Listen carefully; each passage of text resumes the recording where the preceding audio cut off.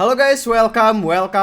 Selamat pagi, selamat siang, selamat malam buat teman-teman semua yang lagi di rumah maupun di tempat kerja. Baik lagi dengan gue Leong Crypto dan hari ini gue bakal membawakan beberapa berita kripto ya teman-teman ya. Setelah beberapa hari gue gak buat konten karena kemarin gue sempat liburan ke luar negeri sebentar ya kan. Dan ya sekarang kita sudah kembali lagi bikin konten lagi, let's go ya. Dan kita langsung aja ke berita pertama teman-teman. As usual, kita bahas dulu mengenai market overview guys. Sekarang kalau kita lihat ya guys ya, Bitcoin itu sudah turun ya ke angka 21.000. Padahal kemarin beberapa hari lalu kita udah melihat ya Bitcoin itu sempat ke level 22.000, 23.000 bahkan ke 24.000 di peaknya ya teman-teman ya.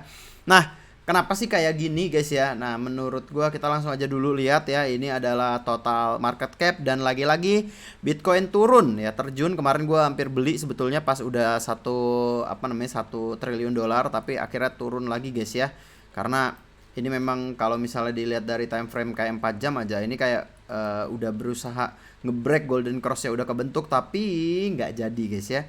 Tidak jadi, cuma di trap ya kan. Nah, karena memang kalau misal dilihat juga ini daily-nya teman-teman, total market cap-nya dan juga sebetulnya BTC mirip ya, dia respect MA50. Begitu nyentuh MA50, nge-wick dikit ke atas, mantul balik lagi turun ke bawah ya guys ya.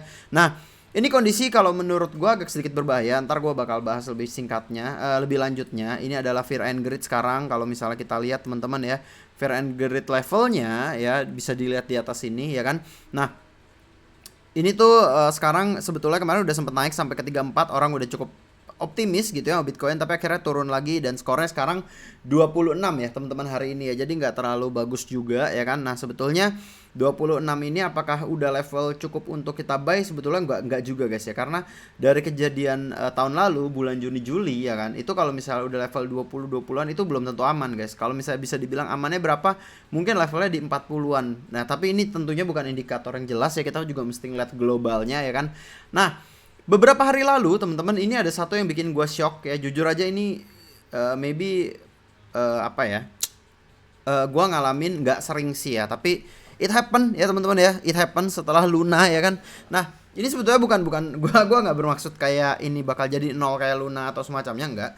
Cuma ini gue bilang ini whale yang cukup gila. Jadi ada satu whale, dia punya 10.000 ETH teman-teman ya, dan dia menjual 10.000 ETH ya dalam waktu 10 menit ya. Ini gua nggak tahu ini satu orang apa gimana, yang pasti ini kejadian teman-teman. 10.000 ETH dijual di FTX dalam jangka waktu kurang dari 10 menit guys ya. Jadi kalau misalnya kita ke ETH ya kan, dan ini kejadiannya kemarin sekitar ETH ya, ini kejadiannya sekitar tanggal 25 ya, 25 jamnya coba kita cocokin ya teman-teman ya, dari Twitter ini dibuat. Ini jamnya adalah jam 6 pagi ya teman-teman ya. Jadi ya sekitar jam 6 pagi kita lihat ya ETH teman-teman ya. Nah, ini nih teman-teman ya. Ini yang cukup gila nih teman-teman. Coba 10 menit ya. Dalam jangka waktu 10 menit doang teman-teman ya. Ini 10.000 ETH nih teman-teman.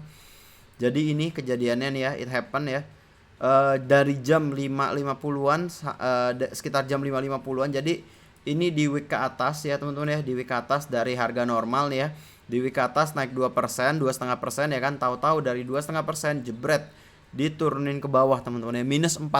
Jadi wow, ini sesuatu yang kalau menurut gue cukup gila sih ya dilakukan sama, ya gue nggak tahu ini koordinasi antara whale atau banyak trader bergabung jadi satu, gue juga masih belum tahu. Yang pasti ini kejadian lumayan krusial teman-teman ya, 4% dalam jangka waktu nggak nyampe 10 menit, sungguh luar biasa ya teman-teman. Abis itu harganya stabil dikit, abis itu ngedam lagi teman-teman ya. Dan ini menurut gue ya ini yang nge-trigger dead cross ya kan. Dan ya abis itu ETH mulai lagi sekarang kembali ke angka 1.400-an. Padahal kemarin udah pump banget. ETH salah satu yang pump paling gila ya teman-teman ya. Dia pump sekitar yang lain paling cuma 5-6%, dia pumpnya kalau nggak salah belasan persen. Gila banget ETH ya kan. Jadi ya it happen dan masih kejadian mungkin sampai sekarang. Ini cuma beberapa jam lalu ya, jam 9.45 ada whale juga ya transfer ke dari Unknown Wallet, itu dari cold storage-nya biasanya ke Binance ya guys ya. Ya, jadi kurang lebih seperti itu. Ini berita ETH yang cukup menggemparkan juga. Dan apa sih kejadian minggu ini yang kalau menurut gue bakal berimpact sangat besar ke pasar ya teman-teman ya. Ini sekali lagi ini sesuatu yang fundamental, karena gue pribadi juga alirannya bukan terlalu teknikal. Gue nggak banyak bukan nggak banyak sih, gua ada bahas chart tapi gua nggak jago di situ ya, gua nggak bisa tarik-tarik garis Fibonacci ya, gua nggak bisa banyak hal ya yang gua nggak ngerti di technical, tapi gua lebih paham soal fundamental. Nah, kenapa chart ini penting teman-teman? Kalau misalnya teman-teman lihat chart ini pasti ada beberapa logo yang minimal teman-teman tahu. Contoh di sini ada Microsoft, ada Coca-Cola, ya kan? Pasti kita semua tahu Microsoft, Coca-Cola. Lalu di sini juga ada Etsy. Etsy itu kalau misalnya di Indo tuh mungkin kayak semacam Tokopedia, ada Spotify juga, ada Meta, pasti semua orang tahu Meta, Facebook gitu ya. WhatsApp ya itu company dia semua, Instagram juga company-nya Meta, lalu ada Spotify, ada Amazon, ada Apple ya, ada Intel, ada apa lagi ya, ExxonMobil juga, Chevron lumayan terkenal ya, P&G ya, merek-merek dagang untuk masak dan lain-lain, mandi maksudnya ya kan. Ya, jadi kurang lebih ini ada beberapa merek. Kenapa ini penting ya? Karena gini guys ya. Earning report ini adalah berita mengenai earning reports ya. Artinya berita keuntungan perusahaan ya guys ya. Nah, kenapa ini sangat berpengaruh dan sangat penting guys? Karena kalau misalnya ya nanti ini kan kita nggak tahu sekarang ya. Nah, kalau misalnya nanti earning reportsnya dipublish ya dan hasilnya itu minus atau negatif ya, jelek gitu intinya ya untuk perusahaan ini guys. Apa yang terjadi? Ini adalah contohnya teman-teman ya. Ini kalau misalnya teman-teman ngelihat gap yang terjadi ini gap sekitar berapa persen? Gap sekitar 37% ya. Ini gap sekitar 30% ya kan.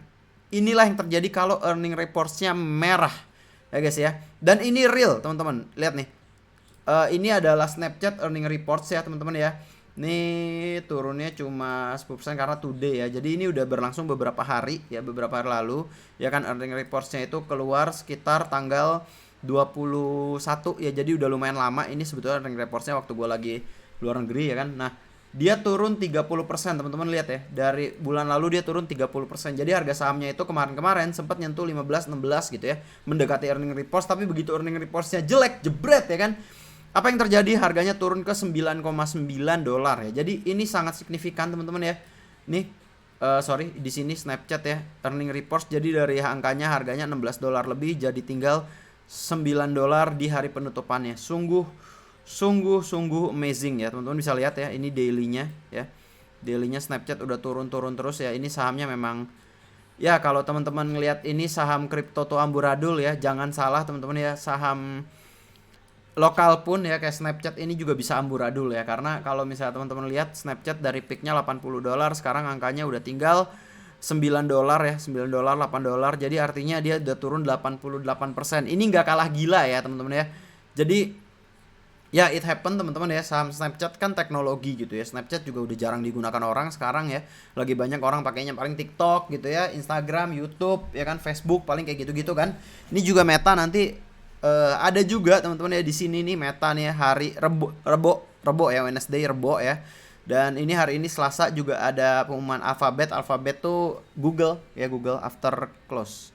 After close tuh berarti mungkin gua nggak tahu sih jamnya, gua nggak tahu lah. Tapi ini kalau misalnya dikasih lihat pasti tahu jamnya. Nah, menurut gua ini bakal impactnya cukup besar teman-teman ya. Impact earning reportsnya ini cukup besar buat ke market juga, karena Snapchat turunnya sangat drastis, dimana yang lain nggak turun drastis sebetulnya.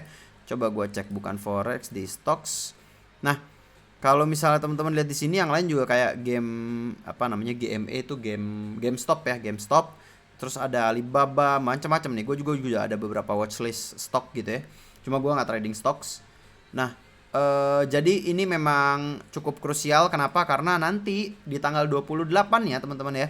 Ini kan berakhir tanggal 25 ya, 25 sampai Friday itu tanggal 29 ya, sampai 29. Nah, di Thursday-nya berarti ya di tanggal 28-nya ini bakal ada pengumuman suku bunga ya. Ini yang akan kita tunggu-tunggu semua ya, jam 1 pagi ya teman-teman ya, jam 1 pagi ya. Ini lagi-lagi mungkin kita begadang ya, nontonin kakek-kakek ceramah ya guys ya. Aduh, sama grup di Telegram. Jadi kalau mau join silakan grup Telegram, karena ya luar biasa ya. Grup Telegram kita banyak time travelernya ya. Dan ya, kurang lebih sih seperti itu teman-teman ya. Ingat, ini masih lumayan berbahaya kondisinya ya. Jadi Bitcoin itu menurut gua masih ada ruang ya, masih cukup banyak ruangnya untuk turun ya. Harus hati-hati ya. Ini kemungkinan besar ya guys ya, kemungkinan besar kalau feeling gua ya. Belum tentu benar sekali lagi, tapi feeling gua kemungkinan besar nih bisa di bisa diartikan nih seperti ini nih teman-teman ya. Gua bakal ini cuma teori sekali lagi ya, belum tentu benar. Ini tuh kalau misalnya kita lihat, Bang, ini kayaknya 20.000 udah bottom nih, Bang. Gue yakin ya. Nah, ini bisa kejadian nih, teman-teman ya. Jadi kalau misalnya kita pakai cocok logi ya, teori cocok logi ini, teman-teman ya. Ini adalah Januari awal, waktu awal tahun ini nih, teman-teman ya. Jadi awal tahun ini tuh ada beberapa hal-hal penting ya, guys. Ini gue bakal zoom kayak gini kurang lebih, oke. Nah, gue bakal zoom kayak gini. Nah, kalau misalnya dari awal Januari, ini kan kita drop ya, 1 kali drop, 2 kali drop, 3 kali drop, 4 kali drop. Dropnya makin lama makin kecil kan. Dan ini kalau misalnya digambar, ini kurang lebih kayak gini nih guys ya. Oke, kayak gini nih gambarnya kan. Terus dia ngepam, abis itu baru ya ternyata begitu tahu mulai inflasi bla bla bla ini itu lalalili apa namanya Rusia perang dan lain-lain, dia ngedrop guys. Ngedrop ya, ngedropnya dari misalnya kita pick, kita hitung pick ya. Ini kita hitung dulu deh dari dropnya ya, dari dropnya sampai ke peak itu kurang lebih makan waktu 2 bulan atau 66 hari ya. Nah, dari peaknya sendiri sampai ngedrop ya, sampai ngedrop pertama, ngedrop kedua, kita anggap ngedrop yang apa yang drop kedua itu turun 50% Bitcoinnya ya kan, dari angka 46 ribuan sampai ke angka 20 ribuan ya. Nah, ini tuh cocok nih guys ya. Ini drop pertama, drop kedua, drop ketiga. Nah, kita on the way drop keempat nih ya, drop keempat. Dan kalau misalnya digambar juga, ini tuh mirip-mirip guys ya.